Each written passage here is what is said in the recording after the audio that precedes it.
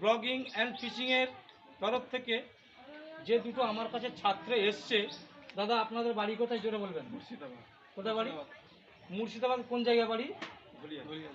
মুর্শিদাবাদ ধুলিয়ান থেকে তিনারা আমার কাছ থেকে শিং মাছের বুটা নিতে এসে প্লাস আমার কাছে ট্রেনিং নিয়ে সমস্ত যে সরঞ্জাম লাগে সেই জিনিসগুলো ইনারা আমার কাছে নিচ্ছে। তো ইনারা আমার এই ভিডিও আরও ছাত্র ছাড়া ছিল, তাদের দেখে ইনারা মাছ নিতে আসছে। আগামীকাল আবার দুটো ছাত্র আসবে।